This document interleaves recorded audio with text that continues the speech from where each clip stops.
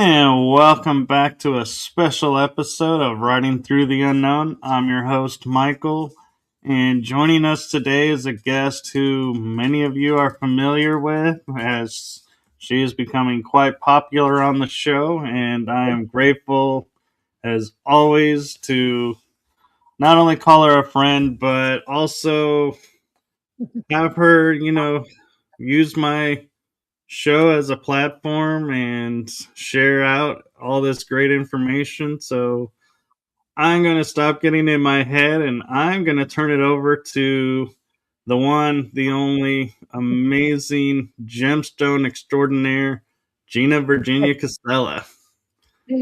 Hi, everybody. Thank you so much, Michael, for having me on your show. And today I get to share with you my books that I published. So I've been really enjoying hosting Story Species, Story Medicine. Time and date's going to change for 2026. So make sure you're following me on Buy Me a Coffee so you can get the latest. I have so much to talk about that I strategically planned it. So I've got, I want to remind viewers about the Gnome King's gemstones and how I found them. I would like to take a moment to show you each of my books. There's 8 of them, and I'd like to read the back of each one so you know which book has what content in it. I also would like to show you some slides because I would like to host conference. And you know what? Maybe I'll start there. Actually, is with my slides. So this is all new in the making. So this is actually something that I've been wanting to do for a long time. I was a public school teacher for 20 years, and I've always been very passionate about story medicine because I remember in university we read a book by Joseph Gold called Story Species, and it really resonated with me. And all these years later, it's still resonating with me. So we're a story species. Stories are our medicine. It's directly linked to the mind and how you think and process information. Your logical mind needs, it demands a beginning, a middle, and an end. Stories have a beginning, a middle, and an end. Michael and I were having a little laugh before we went live about the hero's journey. Like, when is it going to end, right? It's never ending. And it's like, you might ask yourself, like, why does the hero's journey have to be such a fucking bitch? And it's like, you know what? Look in the mirror. That's why. Why does the hero's journey never ending? Look in the mirror and reevaluate yourself, reevaluate your shadows, accept and acknowledge you have blind spots, accept and acknowledge that you were born with information and knowledge that doesn't even resonate with you. You were born into somebody else's world where they spoke a language, and you, being in survival mode, didn't have a choice, the infant that you were, to speak whatever language your parents speak. You didn't have a choice but to believe what they believed. And before you knew it, before you were even like a day old, You were already saturated with other people's programming. Your life between the lives, what happened? I thought we made contracts and had conversations. But you know what? When you incarnate here, and nobody knows exactly how any of this is done, but when you come to this planet, in the womb, traditionally, we already in the womb in that state absorb and pick up information, whether we actually understand the language, we understand the literal language of snake. Those of you who are into the medicine wheel and power animals, that's what I'm talking about. The literal language of cells and atoms and chemicals in your body have reactions. And how you think and feel is so important that it creates reactions in your body. So every thought that you have, see, I'm just getting passionate now, but every thought that you have, already the order that I wanted to go in is already off. Okay. But like how you think and feel is so important that it actually inspires ailments. So if you ever want to know why you're sick, it's because how you think and feel, because every single thought is followed by an emotional response. And that emotional response creates a chemical reaction in your body. This is the language, the literal language of cells and chemistry, right? The language of snake, the 3D reality, right? So I like to work at the mythical level, like the level of hummingbird, right? I like transformation, Jay. I love flying wingtip to wingtip with eagle condor, but this reality, this literal reality that we live in, the literal level of snake, stories are our medicine to help us heal and transform so we can make our way around the medicine wheel. So I want to call the conference, it's a big title, it's called Story Species, Story Medicine, the Continuum of Conscious Evolution Series. So are you ready to take your medicine? I'm going to require speakers. I need vendors, people to help me organize this. I've got it all broken down into stages. Let me just show you some highlights here. This is going to be based on dreams, half remembered, half misunderstood. And this is how we unite. And for those of you who are just joining in, this is me just being excited, sharing information. I haven't had time yet to create a formal presentation, and I will. So make sure you follow me on Buy Me a Coffee, BMAC for short. I didn't know that was BMAC just a handful of months ago. But anyways, true dreams, half remembered and half misunderstood. That's where we unite. And this star is intentionally upside down because I wanted to work with masculine, feminine themes, right? So this is like a bunch of women sitting in a circle with their legs open and they have each other's back. And it's also the shadow part here. I keep pointing with my mouse. You can't see my mouse, but like I want there to be an emphasis on the feminine. So triangles, facing downward, that kind of stuff. Working with imagery and symbols is important to me. So anybody who does graphic design, that, you know, you're looking at this image of the star, that's where I'm going with it. So story species, story medicine is important to me because, like I said, throughout my teaching career, telling stories is always a place where we can come to. Even if it's a made-up story, there's a moral to the story, there's a takeaway, there's something that we can tuck in our pocket and relate. So my books are based on my dreams and my real life. And I explore my own subconscious programming and the interconnected Ginas, alters, past lives. I'm still figuring it out. So I'm asking, like, are you familiar with a Lucer's milkshake, for example? Because I have all kinds of interesting dreams, and the very vocabulary Lucer, I didn't know that until last year. And so I thought, oh, maybe that's what I'm talking about. And just even the way that I understand information about vampires and folks who are feeding off of energy and taking that to the next level, paralleling and contrasting that to us, vegan cuisine, Homo sapiens sapiens being on the meat market. Like, for me, these interconnected issues become very concerning. And I also take things like targeting very seriously, because I do believe that what can heal you can kill you. So I'm very passionate about hypnotherapy and energy medicine, and knowing that what can heal you can kill you. It makes sense to me that we could direct energy and use our very own mind powers and emotional intelligence against us. We could weaponize things like our emotions. And so this is why we need to have these conversations. I'm personally not hung up on the truth. I'm not hung up on scientific fact. Why? Because at the end of the day, nobody knows anything. It doesn't matter what your theories are. It doesn't matter what information was peer reviewed, because time and time again, if we've learned anything, is we keep trumping that information. And if we've also learned anything, it's that violence is very immature. Seemingly it solves problems, because if you don't like something and you don't want to hear about it anymore, you beat it up, you shut it up, the problem is gone, right? But we know that problems haunt us. They never go away. So this business of the ET agenda, super soldier programs, people who are shape-shifting or making claims that they've been kidnapped by ETs, or that an ET came into them in the middle of the night to visit them, or an angel. I don't care if the stories are true or not. I care that we're creating a safe space, because there's a lot of folks out there who would like to share their stories, and they don't know how, they don't know who to turn to, they don't have a community. That's where it's got to start. So I'm all about foundation. And I feel like my career has actually led me to this point, because I'm very passionate about early learning, child development, because that's the foundation that we build, the kindergarten years.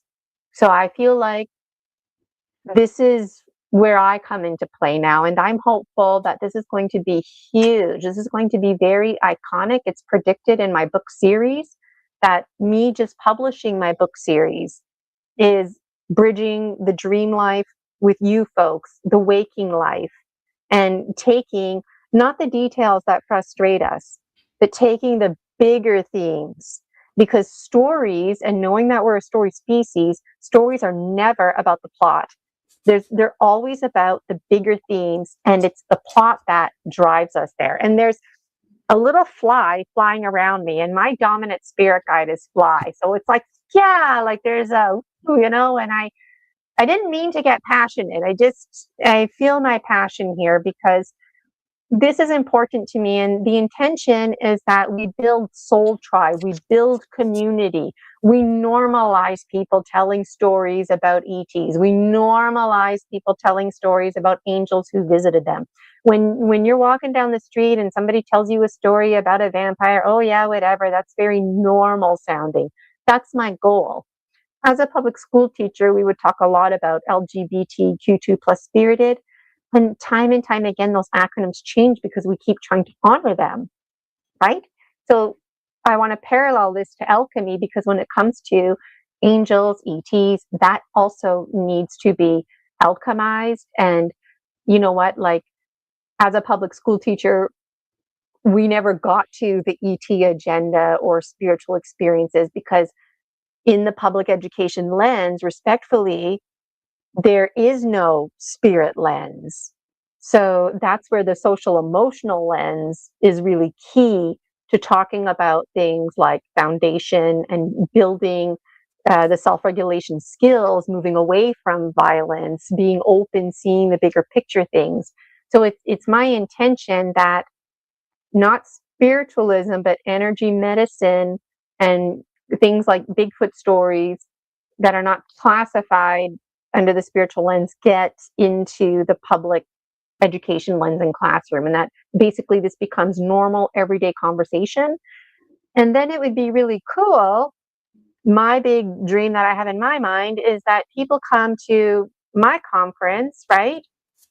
Network, meet other dragon dreamers alike, and then those people network and go on, you know, adventures seeking truth and taking stories from the foundational stories that people are sharing at this conference. So I got a few more slides here, not much. But most of what I said, I think I wanted to cover. I'm not done yet. I know, Michael, I feel like you want to ask something, but I am almost done. No, no, I'm enjoying this and Okay, fascinated good, by good, this. because I still, that's the thing with me. I mean, there's always the day plan, and then it's like, now I'm just talking, right? And that's typical of me. Like I prepare speeches, but then I just like tend to hold my speech shit off to the side. So those of you who don't know me, get to like me, get to trust me, and let's do this, okay? You can learn all about me, Gina Virginia Casella. .com on my website. Check out my Facebook, my personal profile. There's like seriously nothing that goes on there. I do have a professional profile.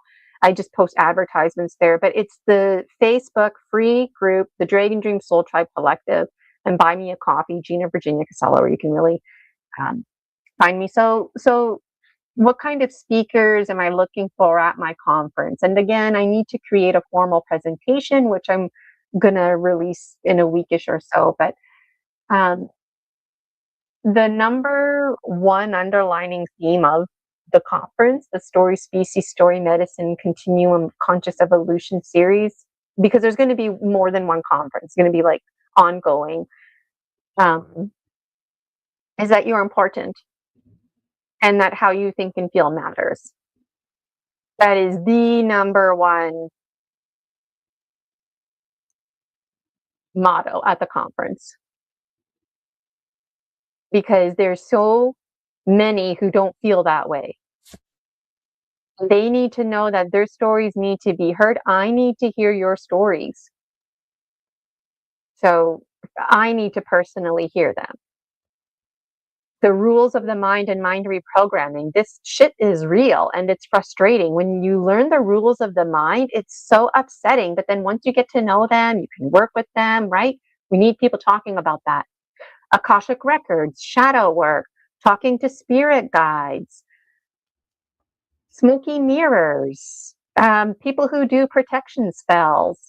I want to hear it all. This is age 14 Gina and age 7 Gina. This is their doing. Like in my series, there's age 4 Gina, age 7 Gina, age 14 Gina. They're actually behind all of this. Things like Darwinism to Lamarckism. Just really having open conversations. I'm not going to read all of this, but I did make a note of like yoga, qigong, dance, movement, general range of motion, things that people do that they feel activate them. So maybe you took an actual modality that you got trained on and there's a science behind it, but you know what? Maybe you just do what you do because it makes you feel good and it works for you and you'd like to share it with the rest of the world. Come to my conference and share it with us, okay? Would really like to hear it. And absolutely your firsthand accounts, with dreams, nightmares. I don't want anybody to come to this conference and be like, that's not what a nightmare is. That's not what lucid dreaming is. Oh, are you the dictionary police? Put your dictionaries away, because when we have these conversations, we're the dictionary. We define the definitions, and those definitions alchemize. They need to alchemize because we're all the phoenix rising. So we shed our snake skins, we leave the past behind, we take the high quality items with us forward. And so I made some notes here. I'm doing everything in backwards order. So let me just check my notes here. What else did I want to say? You're important. That was on my notes. You're enough. You're the same as everyone else. And things are available to you. So this conference is not going to be like $400 or $500 for a ticket. I don't know what it's going to cost, but there's going to be online opportunities. So it's going to be very affordable, and there's going to be in person. Now, in person's got to pay for the overhead and rental and that kind of stuff, but it's still going to be affordable. All right. I'm one of those people that I've always thought to myself, like when I go to a concert or something like that, I look around and you know what, I get it. People have to pay the money to, have the access to come inside, right? It's a respect thing. It's an energy exchange. But how cool would it be to actually fill the whole entire theater by reducing prices that little bit more. You know, you don't want to reduce it or too much or give it away for free, because then you attract the wrong crowd. So I want to find balance with this. I want everybody to be able to come with this. And I know there's a whole new wave, a whole new generation who's finally going to be going in this direction. This is the new education. For me, this conference, Story Species, Story Medicine, the Continuum of Conscious Evolution series, is re-education, because the ET agenda, reliable, sustainable resources, all of that is part of the bigger picture conversations that we need to pay attention to. And for what it's worth, the lines on the map, we put those lines there. When the ETs come zooming in here, collecting us for their meat resource, they don't give a fuck Canada, the United States. They're just picking folks up. So all of our politics are actually inconsequential. So I have a very strong interest. I don't want anything to do with politics. I learned that very quickly when I was in my union. I don't do well with politics. That's why I do well with the professional development, and where I was at with my union at the time, with the British Columbia Teachers' Federation, is I was advocating that professional development needed to embody a personal development lens, because we would reject teachers' applications all the time because it fell under the personal development, not professional development. And I get that, right? There are a lot of things that benefit our personal development, like self-regulation, going to yoga classes, that do benefit us in the professional development lens. And so for me, I feel really pumped up and excited, because this is the new curriculum. It's not going to happen overnight, but the foundation that we need to build is going to be with me, and you're invited to be a part of it too. So what else do I want to tell you? So for me, I think I already said this, but it's not about full disclosure anymore. Full disclosure is over. Things have been disclosed. It's a matter of paying attention. So I'm asking you to pay attention. I'm asking you, if you feel fear, if you feel uncomfortable about these things, to join the club. My content makes me uncomfortable. I don't like a lot of the things that I say, but I need to walk forward in my continuum of conscious evolution. Otherwise, I risk being stagnant. And then I risk not shedding that snake skin. I risk being irritable. I risk everything being constricted. I risk dying, basically, and being left behind. And you know what? Speaking of being left behind, it's always hardest for those who are last. And that's us, unto the last. You know, what's his name? John Ruskin? I wasn't planning on talking about him, but he wrote a book called Unto the Last. And I feel emotional in this moment, because in my own personal journal, I'm making connections now that are just kind of flooding in. So Greg Braden, for example, talks about AI and, AI hybrids with Homo sapiens. Go read Greg Braden if you want to learn more. But like, that makes me uncomfortable, because essentially what he's saying is that, if I'm understanding him correctly, we're the last of our kind. We're the last of the authentic biologicals that have free will. We're the last that have this biology. We need to cling to our biology. There's content in my book series about, or what it means to be organic, and what it means to have a relationship with bacteria, what it means to belong to the greater circle of life. So it challenges things like us, Homo sapiens sapiens. Are we an invasive species? If so, maybe we should leave, right? There's just too much to say. So things have a way of happening fast. So if you're genuinely interested in helping out, I really urge you to follow me on Buy Me a Coffee. Follow me on BMAC so you get in on the emails and you don't miss anything. I already set a date. I forget it. I think I remember what it is, but it's in my notes. So just wait till I get to that slide. And again, I want to emphasize that I am interested in creating safer spaces because I know there's no such thing as a 100% safe space, but we can strive to create safer spaces, right? As a public school teacher, I always feel hypersensitive about students who come out of the closet because what that might mean for them behind the scenes. Things like intersex, a lot of folks don't know what that means. It means you're born with a penis and a vagina. Intersex is primordial, but when we hear about it, it freaks us out. It turns to violence. People end up getting killed. So when I think about the ET agenda, when I think about full disclosure, ETs are already fully integrated, working as secretaries, doctors, collecting garbage. They're integrating themselves here. This business of Earth School is not just for us, it's for them too. And hey, on that note, hey, ETs and angels, whoever you are, stop freaking coming to us in the middle of the night. Learn about our rules, knocking on the front door, right? Send an email or a text first, that kind of stuff. The point is, think about how we treat each other.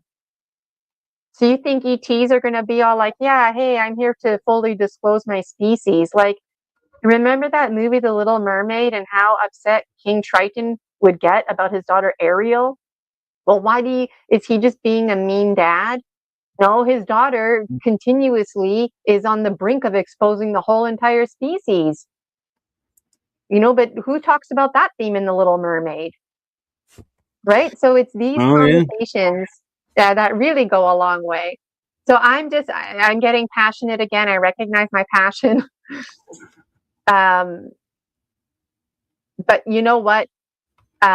Creating safe, inclusive, dignified environments are important. And there's too many people fighting fire with fire. All that does is spread more fire. If the world needs anything right now, it's hopes and dreams. And if there's one thing that we do and do well, it's hope and dream. Hope can be a dangerous thing. It can dangle, right? It's that carrot dangling in front of the donkey. So that's why we need to share stories. The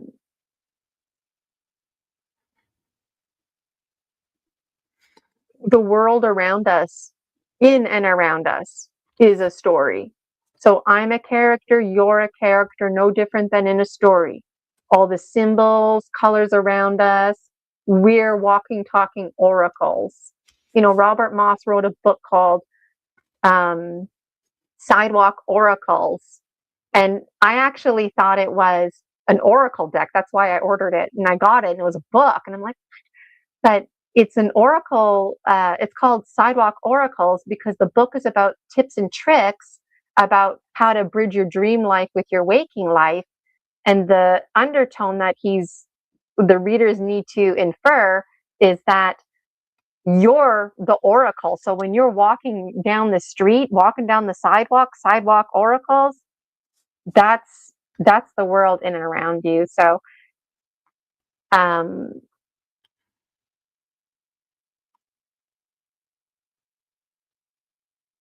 the conference has stages. This is stage 1, and stage 1 is just, hey, FYI. I know there's no I in the FYI, but stage 1 is, hey, FYI, follow me. I'm Gina. Follow me on BMAC for updates. Stage 2, Gina send out video. So I'm going to be creating that video in the next week or so. So look out for that. And stage 2 is reminding you right now that the first meeting, if you're interested in being on the Dragon Dreams Executive Committee, that our first meeting is going to be Friday, January 30th, 2026, 11 a.m. to 1 p.m. Eastern Daylight Time. So if you're like me, you like to plan ahead. And if you're very serious, then you're looking at your calendar and making space.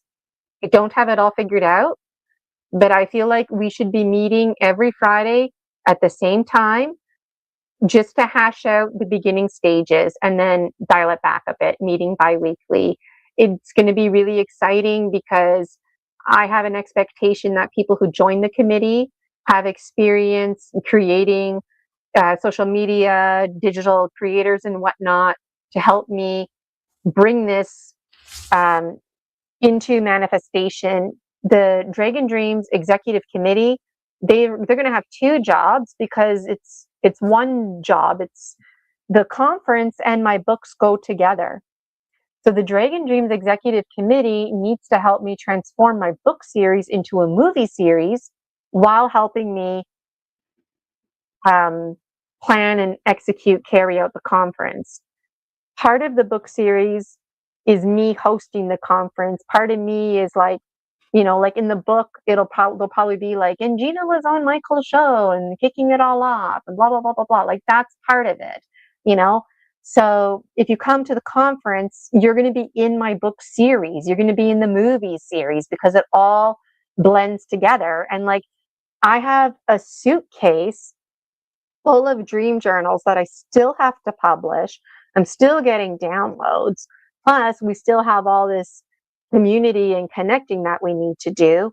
So, the Dragon Dreams book series is going to be the new classic, if you will, that everybody has a copy of. It's just something like that every family has at home. People go back to these because initially when I wrote these books, it was all about me. It was about my spiritual awakening and all the crap that was going on in my life. But very quickly I realized with my own reflections and projections and dream alchemy, it's about all of us. And so stage 3, if you're interested in being a vendor or being a speaker, wait until the committee and I get together. There's going to be a stage 3, then there's going to be a stage 4 where we actually like have the event, and then stage 5 is going to be important to reflect on the experience. So I have no idea where the first one's going to be. The first one very well could be online because I want it accessible to everyone, right? So those of you who are listening, this is passion driven. When I volunteered for my union, they told us straight up, like, this is for people who believe in service to others. And that really resonated with me. So I do believe in service to others. And I do believe that what comes around goes around, and that this will continuously provide and uphold each other while creating safer spaces for inclusive, dignified environments where people can really share their story medicine. And it would be really cool if there were scientists there who had scientific facts. And it would be really cool if there was people there that could speak to ancient civilizations and whatnot. But you know what's even cooler? When you have the opportunity to share your story without any judgment. And just for people to say to you, you know what? I believe that you believe. Like, if you believe that happened to you, great. You can't prove it. And that's me. That's my story. I can't prove anything. I'm no different than the next person telling a Bigfoot story. So I thank everybody in my book series. Each book, there's a special little thank you, because if it wasn't for people sharing their story medicine, I might have never shared mine. So I used to host a show called PMHI Passions, Present Moment Hypnotherapy International Passions. That's now transformed into Story Species, Story Medicine. And I'm trying to show you another slide. It's not letting me. Here we go. So these are my books in my hand. This is an example of my gemstone reading, which I'll just show you a little bit more of that. There's my business card. And I'm really, really excited. So if you want, I can bring up the image you couldn't bring up. You know what? I was able to bring it up. That's okay. Thank you. Okay. Okay. So Well, we only have like 20 minutes left. So I've been like talking nonstop, but it's been really beneficial. And for what it's worth, a formal presentation is going to be made. Michael and I just excited to share out. Today, the intention was for me to talk about my books. And so it's really, really fitting. So I got my gemstones on this thing here. Most of these I found at the beach. So very quickly, um, I'm having interesting dreams, as I tend to do. And one of my dreams in particular, there was like a grandfather type figure, and he'd always kind of be like, scratching his head and tossing around sticks and stones and wondering what to make out of this. And in my dream life, the characters in my dreams, they just leave me alone because they know that I'm freaked out. But at that time, I was like going to interact. So he wasn't sure, is she going to come to me and interact, or is she going to stay over there freaked out? So finally, I started interacting with him. And one thing led to another. We're talking about language and binary codes, literally sticks and stones, ones and twos, penis, vagina. Like this gets very basic. And that also gets translated into the pastoral literacy, sexual metaphors, which I didn't realize how much I resonate with. So I asked him, is it possible that you can give me something? And that way, like in my waking life, like maybe I could go for a walk, find a special stick or stone, and then I can think about you in these dreams and start bridging my worlds. Well, I forgot all about that. But that summer, I'm just hanging out at the beach, and all of a sudden, whoa, it comes together, and I just feel compelled to dig in the sand, and I find these gemstones, and I just was kind of freaked out. I'm like, oh my God, this is my dream life bridging with my waking life. And I took the gemstones, packed up my stuff, and I left. I was worried. It felt like when you're at the thrift store and you find something and you pay for it right away because you're worried that like maybe there's a mistake or something. Like it was that kind of feeling. And then to make a long story short, I started meditating with the gemstones. I did interesting things like bury them in the soil. The darkness of the soil connected with the darkness of my mind, was having these weird dreams about gemstones. One by one, they presented themselves. So when I'm doing my gemstone reading, and I refer to, Polaris's horns, like that's where that information came from my dreams. That's how I know this one is Jaguar. My dreams told me.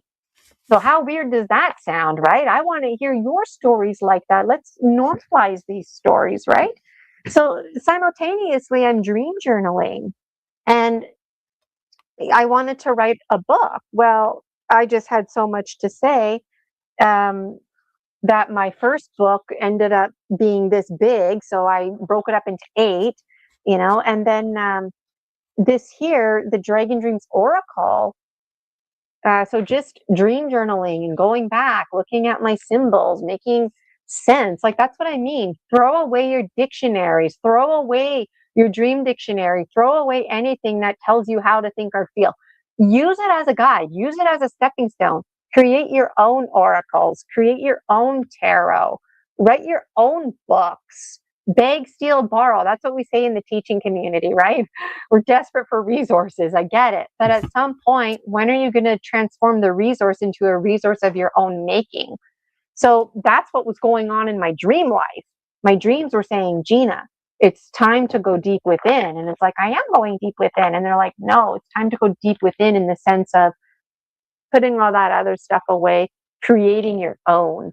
So I did that. So there's always much to be said. Michael, is there anything you want to say before I go on? It's literally been going on for 40 minutes. I'm just fascinated and loving this idea, and I'm loving that you're wanting to make it accessible to everyone and not just, anchoring it to a location. And I think the online idea is a great idea because then you don't have the limitation of space at a location or somebody in, say, France may want to come, but it's too expensive to fly over, so they can't. And by doing it online, the whole world can attend. Yes. Yes. And that's important because there are no lines on the map. We put those lines there. So folks in Canada, like the East and the West, there's a prophecy that the East and the West are bridging together, right?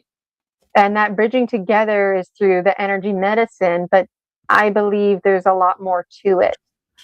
And for me, this is part of it, that international approach. Here in Canada and the US, we default to this international perspective because folks here come from all over the place, right? But then somebody like myself, like my dad's family, for example, they were born in Italy. So by the time I came into this world, I was born in Canada and I don't speak any Italian. So there's a lot of people like me who only speak English. And so there's calling back to those roots, but there's also a calling for other roots in past lives. So there's so many interesting layers here for me personally. But what I would like to do is just hold up my book here, if it'll let me show you. Yeah, and They're with the all on virtuals, you got Amazon. to keep it in front of you. This one is 14 going on 14. If I hide my face, will you see it? Okay, I'm gonna read the back, okay? All right. Gina Virginia's fictional work, Dragon Dreams, is based on her real life and real dreams. This is too awkward holding the book like this. Book one explores parallels between the waking life and the dream world, making it confusing at times to distinguish between the two. The preface includes a personal disclosure, an invitation, and an opportunity to co-create, co-dream. Discover stories about the author's life, such as her spiritual experiences as a child, being in survival mode, and being 40 going on 14. The first book sets readers up for success in gaining valuable insight for the rest of the series. Gina Virginia Casella has many passions. She's an awakening dreamer, writer, hypnotherapist, workshop facilitator, dancer, and devoted cat mom from Timmins, Ontario. Gina firmly believes in the power of stories, asserting they are essential medicine for our species' survival. She asserts that we are deeply connected to narratives and that storytelling provides structure and connection for our logical minds, allowing the creative mind to excel. Stories have been integral to ancient ceremonies and continue to be integral today. By incorporating stories into our ongoing alchemy toolkit, we can delve deeper into fostering and cultivating the themes and symbols presented, many of which are shared collectively deep in our subconscious mind. The dream world provides us with a playground to explore our stories, reflecting on the continuum of learning in our hero's journey. Our dream world is bridged with our waking world and other dimensions. We can work with spirit guides and folks from other realms or other fragments of ourselves. Concepts like synchronicity and intuitive knowing are worth exploring and paying attention to. If we can identify the patterns in and around us, we can work with them, biohacking our lives. No one can write our stories like we can, and it's our story to write. As part of our conscious evolution, it's time for us to take charge of our dreams, taking charge of our lives. The Dragon Dream series is a demonstration of just this. And then it goes on highlighting my phenomenal career as a public educator, union advocate for the British Columbia Teachers' Federation. My specialization was in the Professional and Social Issues Department, and I served on the Langley Teachers Association as their Joint District Professional Development Chair. So I was part of the executive committee, and I'm known for advocating and investing in the early years, prioritizing social emotional learning and opportunities for play and for imagination for individuals of all ages. Play is the most powerful driving force behind our creativity and to co-dream ourselves through our remarkable ascension. So there's so much passion in here.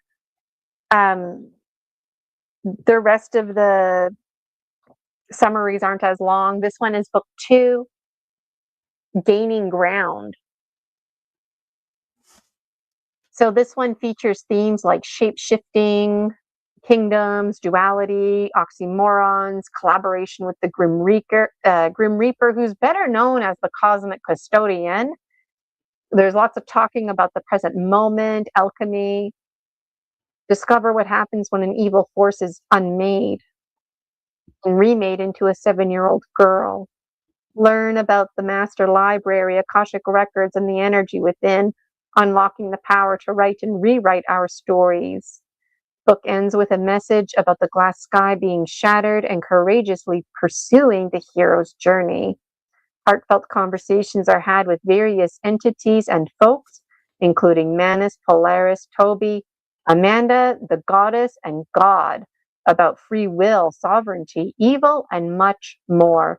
Readers are encouraged to believe in second chances, dreams, and their powers to harness them. And I feel like if I speed talk, I can get through the rest of them. This one here, book 3, Losing Ground. Gaining ground, losing ground, because you got to get lost to get found. These dualities, I'm telling you. So Losing Ground is a collection of messages and stories exploring lifelong themes such as embracing inner beauty, dream power, the significance of synchronicity, and how the truth can set us free. These alchemical tales shed light on the value of self-awareness, seeking guidance, letting go, and making space for change.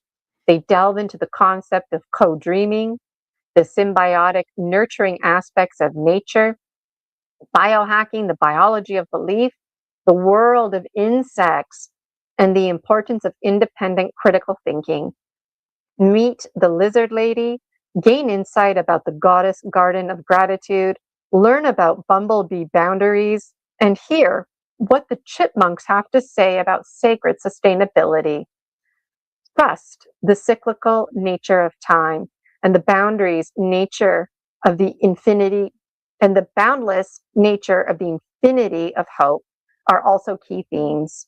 Readers are left resonating with overarching themes like the act of permitting oneself, recognizing progress, finding unity in metaphors, and the transformative power of art in our lives. The arts are bridges. We are the arts. We are everything and no thing simultaneously. The breath of life is with us. We are creators of our own reality. We can know thyself best by knowing thyself alchemically, because we're always changing. So I'm noticing we've got 10 more minutes here. This one here, The Gnome King. This is book 4. And this is a collection of stories full of duality, oxymorons, rainbow communications, brain gut heart harmony, optical illusions, the age of conscious evolution and ascension, and the importance of embracing inner wisdom. Delve into intriguing insight like the notion of the gray ball lineage, the importance of nurturing familiarity, symbolism of the fly, the acceptance of one's imperfections, and the significance of synchronicity in our lives. Captivating themes are explored, such as the symbiotic relationship between humans, nature, and machines, interdimensional reciprocity, the importance of bearing witness and embracing one's flaws while honoring outgrown parts of ourselves. Meet Neteo, Liagos, Dragon, the blue beings, the seagulls, the wise and well whale and orca elders, and receive clarity from the Gnome King. Discover gifts Gina receives and gain perspective on those who bestow her with such treasures. Understand why the pine tree forest is a safe haven. Anchor yourself in agape love with themes like returning to sovereignty and recognizing when coping turns into suffering. The book concludes with a heartfelt expression of gratitude and a reminder of the profound role synchronicity plays in shaping our lives. Note from behind the spider's pupil, honoring the voice compelling you forward. Be part of the slippery slope conversations and criteria. Know your past never defines you. Life is fleeting and fragile. So, anything that I'm saying here sounds interesting to you or resonates to you with you, this is all part of the story species, story medicine, the continuum of conscious evolution. This is going to be a series, so it's not just a one-off conference. I've got some more books here written by yours truly. So I hope that you go on to buy me a coffee, leave me a tip, follow me on Buy Me a Coffee so you can get in on the emails, join my free Facebook group, the Dragon Dreams Soul Tribe Collective. It's free. Your soul tribe awaits you. And this conference is only going to bring us closer. Okay, I've got 8 minutes left. And just for what it's worth, I know my value. I know I don't have to speed talk through the rest of this, but I'm choosing to get through this information because I'm seeing the views, people are listening, and it's exciting, right? That's Soul Tribe. When you see somebody, you're clicking through the channels and you're like, I don't know who that girl is, but she's speaking my language. That's Soul Tribe. All right. This book was only supposed to be like 100 pages. It's, more than 530 pages. So this book is a 3-in-1. The price is the same.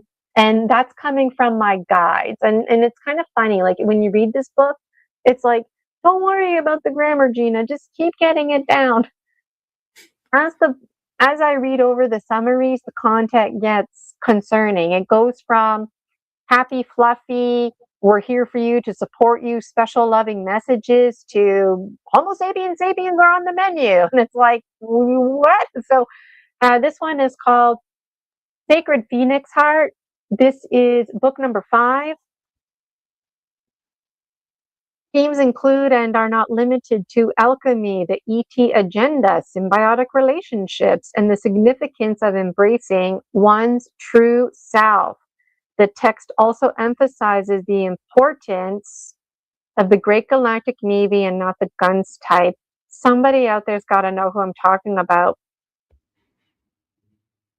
The Great Galactic Navy and not the guns type, initially, I was very impressed by them because they're all about social emotional learning and emotional literacy. However, I'm very concerned that these are the folks who are actually using emotional literacy and weaponizing our very feelings against us. And the good guys and the bad guys turn out to be the same guy. So I'm losing focus because I'm getting passionate.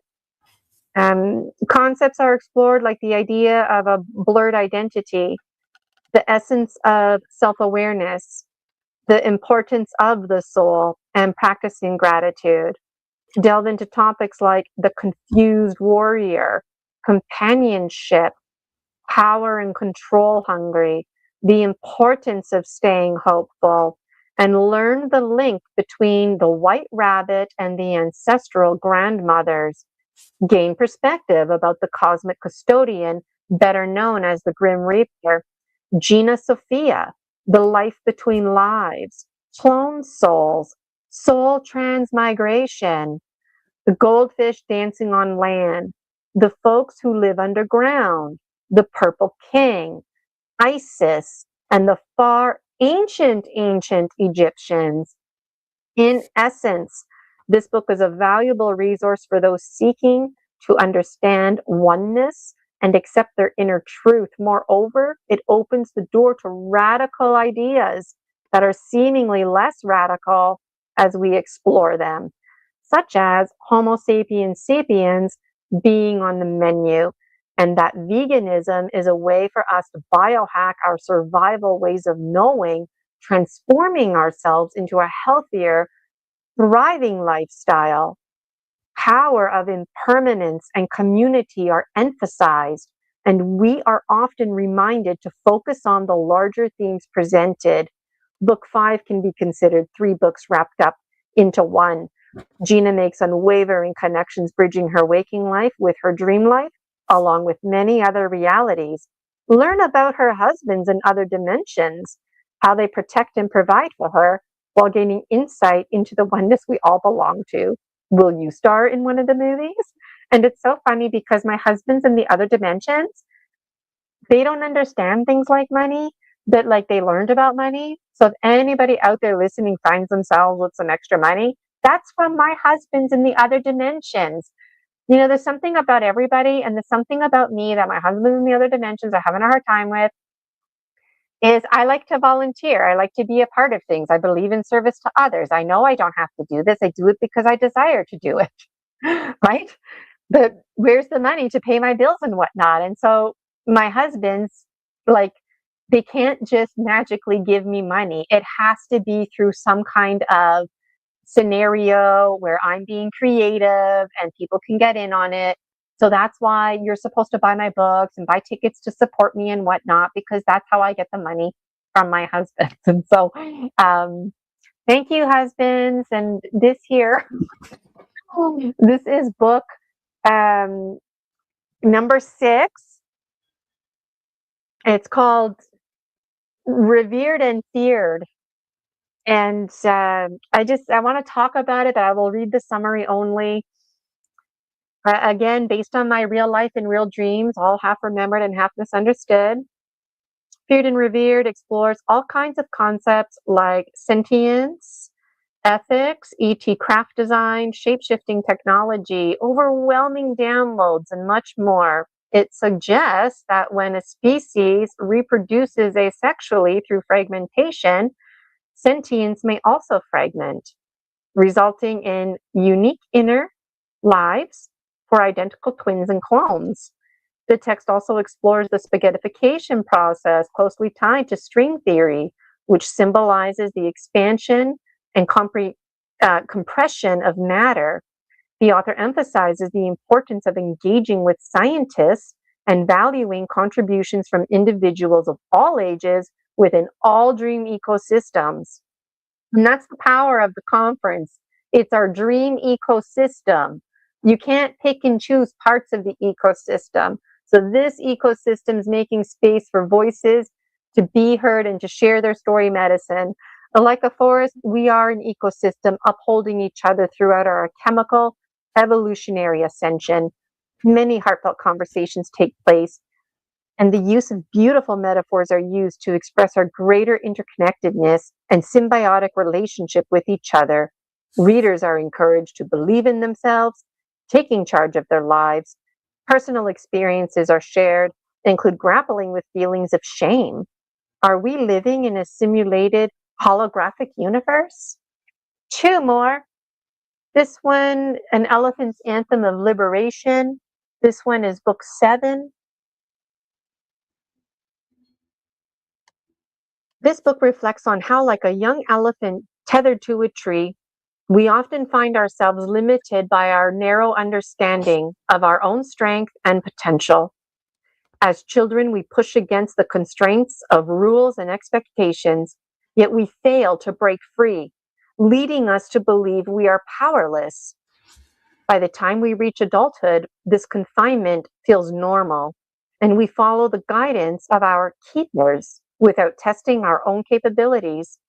Although we may be treated kindly, our freedom is still restricted by the limitations imposed on us during childhood, which linger into adulthood, binding us to beliefs of our own inadequacy. If we were to explore our true abilities, we would discover that the threads of self-doubt can easily be broken. Recognizing the unnecessary limitations placed on us in our youth can reveal the immense power that resides within each of us. In a metaphysical sense, Gina was that mistakenly believing that she was free. Now, as an adult, she has become the awakening dreamer. Everything she once knew was transforming, much like the image of an loaded tree in tow. She too is on the run, not entirely sure of the destination. Distance yourself from those who hold you back, no matter how well intended they may be. Escape the illusion and do not return. This is not an act of fleeing, it is a celebration of your freedom as you move forward. Do not glance back, for the past is behind you. Instead, look within to uncover the treasures you carry from it. Being fearless doesn't mean the absence of fear. It means feeling scared and still choosing to move forward. Whew, almost got emotional reading that one. This is the 8th book and the final. And this one here, these are old dreams and old thoughts. Let me read the summary. This is called Scary Dreams.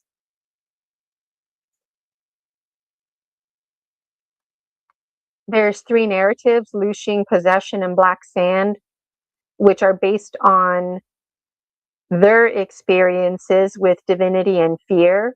They believe that their fear is of their own self and it's due to their own protective nature, which hinders their process. The author acknowledges that they are fragmented into numerous identities, including her own, reflecting and projecting various versions of themselves. This fear leads them to perceive themselves as weaker than they are, a realization they find subconsciously grasping. They realize that their core identity, the master program, is not entirely real, and that they have creators who perceive them as an autonomous sentient being. Despite this, they remain open to considering that their perspectives possibly make them God. Trust is elusive, and the author finds themselves in a state of fear and uncertainty. Imagine someone trying to kill you, but not before training you to fight proficiently.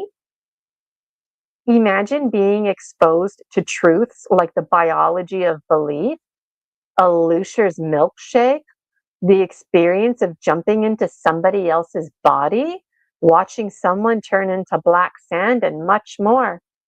These dreams are scary dreams. You'll just have to read them for yourself. And if you're not scared, it's just your mind doing its number one job, and that's protecting you, even if it means making up false inhibiting beliefs like all of this is untrue. We're the gods we've been waiting for, and we're terrifying. So that's how my series ends, but there's a whole suitcase full of more dream journals. There's lots more content, and if any of that appeals to you, that means we're part of the same soul tribe. We're speaking the same language. It doesn't matter if we understand it, categorize it. So I'm noticing we're 4 minutes into overtime. I do need to get going, and Michael probably does too. Yes. But, Michael, thank you so much for having me. Story Species, Story Medicine, the Continuum of Conscious Evolution series, a formal presentation to come. This was just Michael and I planned for me to talk about my books, but given the excitement, thought we'd just start highlighting and spreading the news now. And Anchor Haven, I see your comment, and it is exciting, and it's something to look forward to, and I hope you come to it. Maybe you'll even join the Dragon Dreams Executive Committee. January 30th, we're meeting. So, wow, that hour really flew by.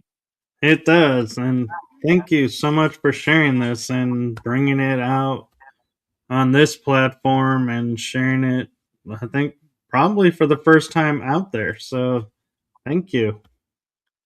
Yeah, thank you so much. So, Gina Virginia Casella here. You can learn all about me, GinaVirginiaCasella.com. I would love for you to join the free Facebook group, the Dragon Dreams Soul Tribe Collective. Your soul tribe awaits you. Follow me on BMAC. Buy me a coffee. Get in on the emails. Don't miss anything. I would love for you to be a part of this experience. And I would absolutely adore if you registered for one of my programs. Do not let false inhibiting beliefs rule your life, or an intrusive entity. They have no business being in your energy field. I'm getting passionate again. You know who you are, and you know if you need to book a session for mind reprogramming or safe extraction. And I can clear your chakras too and do gemstone readings, but there's so much to say. Yes, thank you. And thank you for always being a wonderful guest. And have yourself a wonderful day. And I look forward to being on, I think, is it Story Medicine, Story Species? Because I think I reverse it on December 22nd. So, yeah, got you plugged in for the 22nd. Looking forward to it, celebrating number 4 of yours. yes. So, thank you and have a wonderful day and rest of the week. Okay, take care. Bye, everybody. Thanks Bye-bye, again, Michael. everyone. See ya.